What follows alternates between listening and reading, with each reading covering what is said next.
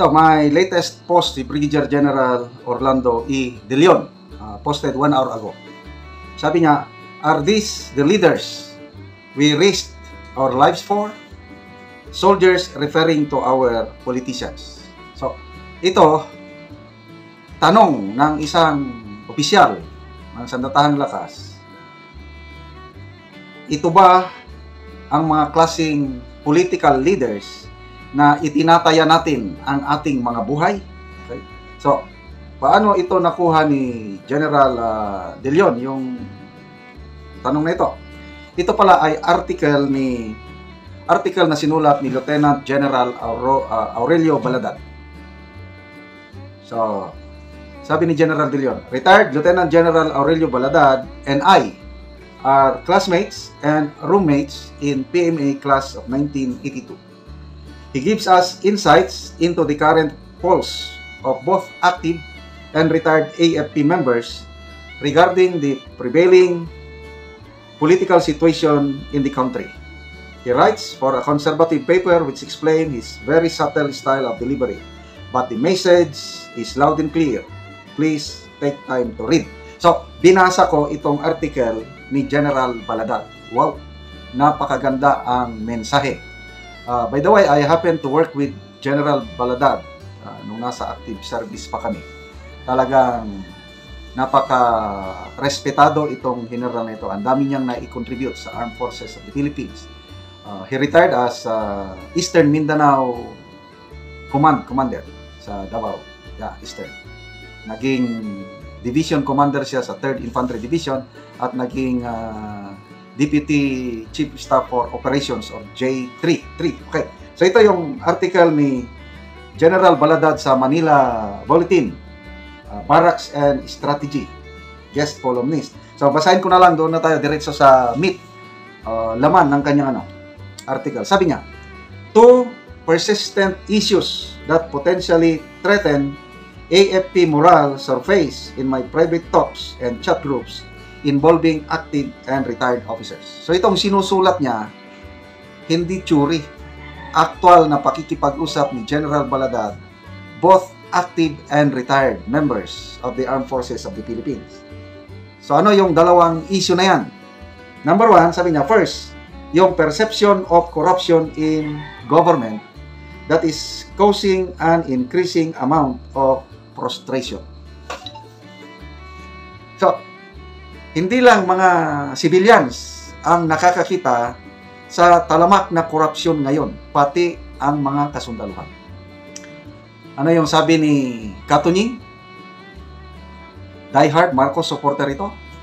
Matapang siyang nagpahayag na garapalan o talamak na ang korupsyon sa gobyerno.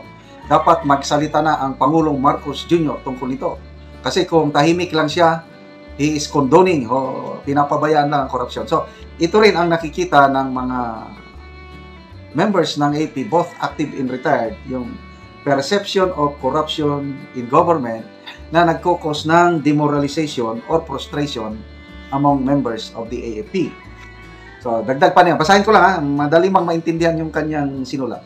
A lot of officers are concerned about what they perceive to be lack of accountability and transparency, especially among political leaders.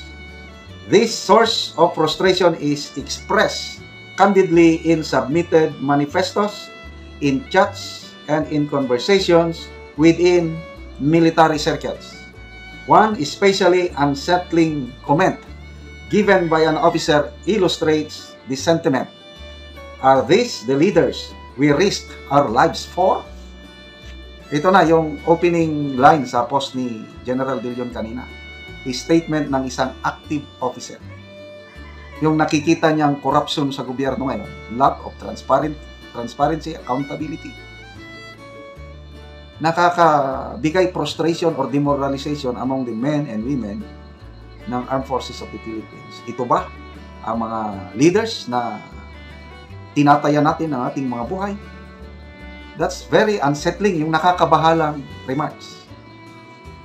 So, isa si Lieutenant General Baladad na nagperma ng manifesto tungkol sa nangyayaring korupsyon sa gobyerno ngayon. May manifesto sila eh.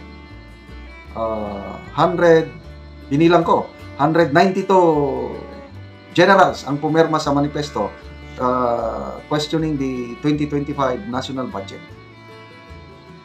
So, ang mga active, hindi sila pwedeng pumirma. But retired, pwede. And mostly, itong 192 generals na pumirma sa manifesto, questioning yung 2025 national budget are all PMAers, o karamihan, 90% are PMA graduates. Okay, dagdag ni General Baladac. A soldier's motivation can suffer greatly from such frustration. The values of honor, patriotism, and duty form the base of their purpose, but this may waver when they see these values violated by the leaders they serve. Sundalo, tinataya ang buhay. Tapos nakikita niya yung ginagawa ng leaders na niloloko ang taong bayan. Ano pa ang motivation ng sundalo na lumaban para sa bayan? So ito yung sinasabi ni General Baladac, maapektuhan ang performance ng ating mga sundalo dahil sa perceived corruption na nangyayari sa gobyerno. So yun ang unang issue among the men and women in uniform, both active and retired. Pangalawa, second, ano yung issue? There is a disturbing belief that appointments and promotion within the AFP are increasingly influenced by political patronage rather than merit. The impression that political connections are more valued than meritocracy is demoralizing for one who dedicates his life to the service of the country. Even more serious, it undermines the institution's credibility and encourages distrust within its ranks. Yan po, ang perception na yung promotion is based on political patronage, hindi na sa merit. Okay, nag-retire ako 2015. I never expected to be promoted a general kasi hindi ako PMA graduate. Wala akong kakilala sa politiko, even yung sa top leadership ng AP, wala akong masyadong kakilala. Kaya hindi ako nag-expect na ma-promote. But then, nung panahon yun, in fairness, nagsimula panahon ni PGMA. Ang policy ng PGMA administration noon is, dapat based on merit ang hindi lang mga PMAers ang i-promote, dapat ma-promote din ang mga non-PMA graduates. So, ganun ang ginawa. Kaya ako, kahit hindi ako PMA graduate, nabigla na lang ako nung masabihan ako na slated ako for promotion to be general. Bakit? Na-promote ako based on what I did.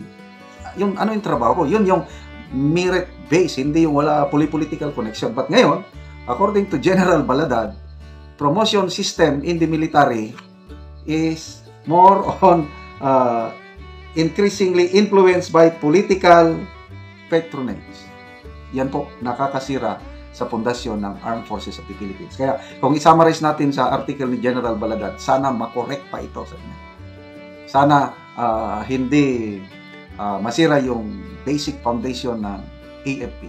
Na sana maging, so punta tayo dito na lang sa last, so sinaysay pa niya yung nangyari nung reform the Armed Forces Movement. So may mga similarities nung nangyaring kuditas nung panahon ng Cory administration, kaya lang mababa. Okay, sabi niya, as the AFP approaches its centennial, kasi 89th year founding anniversary ng AFP, malapit ng mag-centennial. Let us stand together as a nation and forge an armed forces that is not only modernized, but also deeply respected and genuinely connected to the people it serves. Modernization will always be an essential part of national defense, but the true strength of the AFP will depend on its personnel's morale, mindset, and unity. We must address their concern and reaffirm their purpose. Let's honor their legacy by making sure their future is based on trust, respect, and shared values. Mabuhay ang sandatahang lakas ng Pilipinas.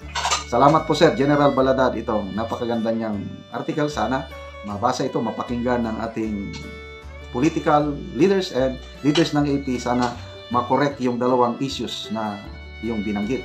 Yung perceived corruption among government, sana ma-address ito, at saka yung perception na palakasan na, political connection ang kailangan para ma-promote.